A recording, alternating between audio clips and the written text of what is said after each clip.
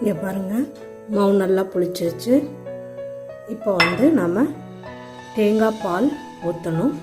தேங்காய் பால் ஊற்றுறதுக்கு முன்னாடி வந்து அந்த அரைச்சி கிரைண்டரை கழுவின தண்ணி கொஞ்சம் எடுத்து வச்சுருக்கேன். இப்போ இந்த தண்ணியை வந்து நான் மாவில் கலக்கணும். எப்படி கலக்கணும்னா, இதை அடுப்பில் வச்சு கொஞ்சம் நல்லா காய்ச்சினதுக்கப்புறமா இந்த மாவில் கலக்கணும்.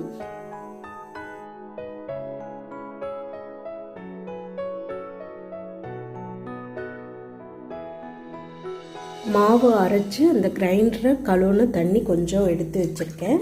இப்போ அந்த தண்ணியை ஊற்றி அதை கொஞ்சம் கெட்டியாகிற வரைக்கும் கிளறிட்டே இருங்க.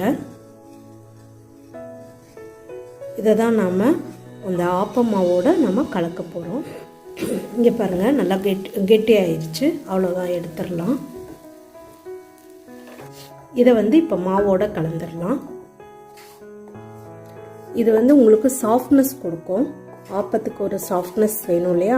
யூஸ்வலாக பழைய சோறு வந்து கலக்குவாங்க. நம்மளுக்கு வந்து பழைய சோறெல்லாம் இல்லை அப்படிங்கிறப்ப வந்து இந்த மாதிரி கஞ்சி மாதிரி ரெடி பண்ணி இதை வந்து நம்ம கலந்துக்கலாம்.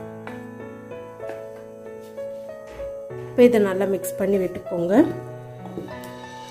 கெட்டியாக தான் இருக்கும். அவ்வளோதான். இப்போது நம்ம ஆப்பம் மாவு ரெடி ஆயிடுச்சு. இப்போ தேவையான அளவு மாவு உங்களுக்கு எடுத்துக்கோங்க. எவ்வளோ இப்போ யூஸ் பண்ண போகிறீங்களோ அந்த அளவுக்கு மாவு எடுத்துக்கோங்க. இப்படி தனியாக ஒரு பாத்திரத்தில் எடுத்துட்டு, இப்போ உங்களுக்கு இது ரொம்ப திக்காக இருக்கு இல்லையா, இதோட நம்ம தேங்காய் பால் கலக்க போகிறோம். தேங்காய் பால் மொத்தமாக கலந்துடாதீங்க. தேவையான அளவு உங்களுக்கு மாவு எடுத்துட்டு அந்த மாவுக்கு தேங்காய் பால் கலந்தால் போதுமானது.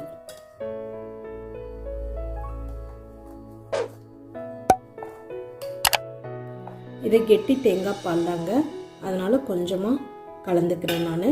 உங்ககிட்ட வந்து 2வது தேங்காய் பால் இருந்தது அப்படின்னா கொஞ்சம் நிறையாவே வந்து தண்ணி மாதிரி ஆக்கிறதுக்கு கலந்துக்கலாம். கொஞ்சம் தண்ணி மாதிரி கன்சிஸ்டன்சி வர்ற அளவுக்கு நீங்கள் தேங்காய் பாலை கலந்துக்கோங்க. ஒருவேளை உங்கள்கிட்ட தேங்காய் பால் கம்மியாக இருக்குது அப்படின்னா தண்ணி கூட நீங்கள் கலந்துக்கலாம்.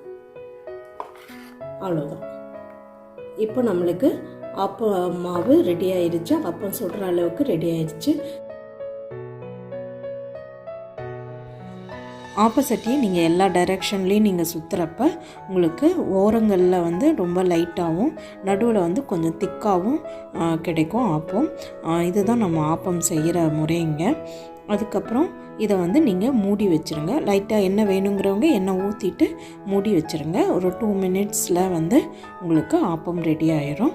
அவ்வளோதாங்க, ஆப்பம் ரொம்ப சாஃப்டான மில்லட் ஆப்பம் வந்து ரெடி ஆயிடுச்சு. இப்போது ரொம்பவே நல்லா டேஸ்டியாகவும் இருக்கும். செஞ்சு பாருங்கள்.